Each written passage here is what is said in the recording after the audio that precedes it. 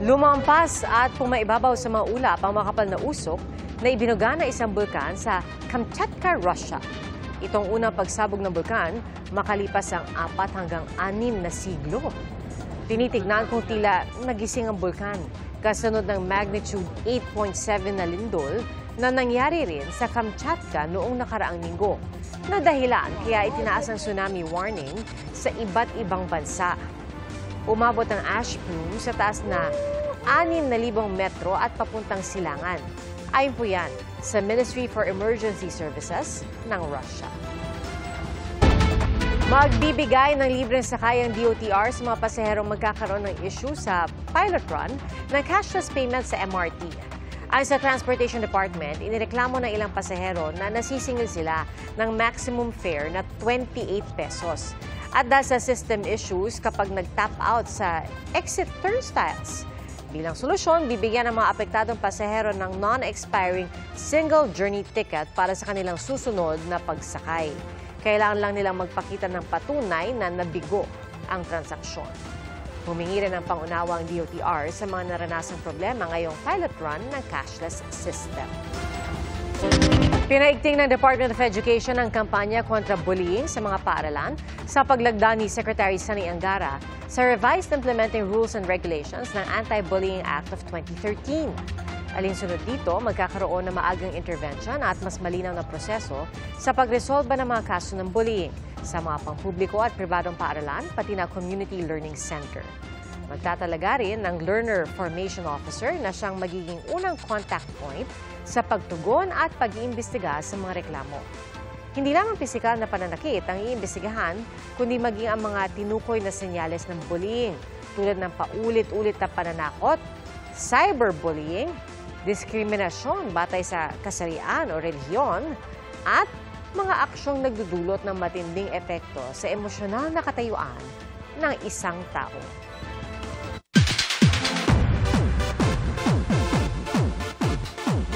Stunning na rumampa sa blue carpet ang mga Kapuso Stars at iba pang personalidad sa GMA Gala 2025. Laro ang komento ng ilang netizens guys sa pagrampa ni na Will Ashley at Clarice de Guzman na mala graduation day daw ang atake. Narito ang showbiz saksi ni Aubrey Carampel.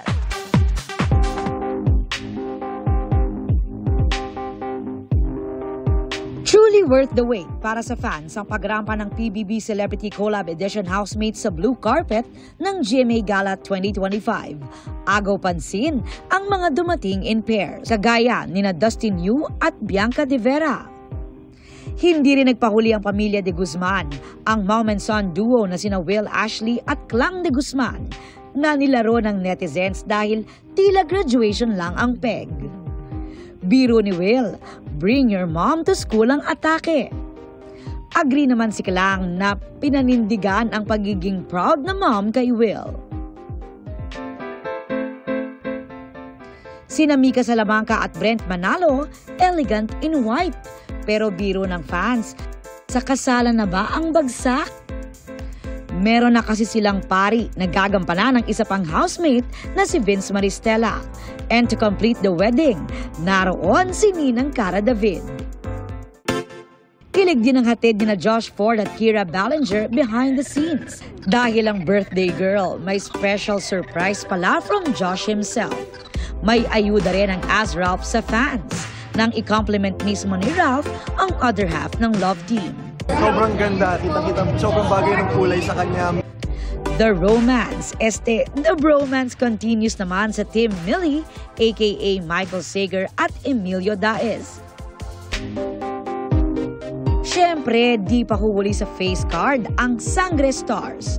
Channeling her inner Dea si Angel Guardian. Suave naman ang dating ni Adamus Kelvin Miranda. Debuting her short hair look ang atake ni Faith Da Silva aka Flamara. And of course, earth tones ang inirampa ni Bianca Umali aka Terra. Speaking of Sangre, ginawan din niya ng parody ng hit TV comedy show na Bubble Gang na Angre. Ano kaya ang reaksyon ng cast? Actually, sa totoo lang, blessing yun for me kasi for you to be able to do a project at ginagawa na ng parody, I think that is a mark of success. Mga kaibigan namin ni Ruru, sarap sa puso, lalo na sila yung gumawa. Para sa GMA Integrated News, ako si Aubrey Carampel, ang inyong saksi. Salamat po sa inyong pagsaksi. Ako po si Pia Arcangel para sa mas malaking misyon at sa mas malawak na paglilingkod sa bayan. Mula sa GMA Integrated News, ang News Authority ng Filipino. Hanggang bukas, sama-sama po tayong magiging saksi! Mga kapuso, maging una sa saksi. Mag-subscribe sa GMA Integrated News sa YouTube para sa iba't ibang balita.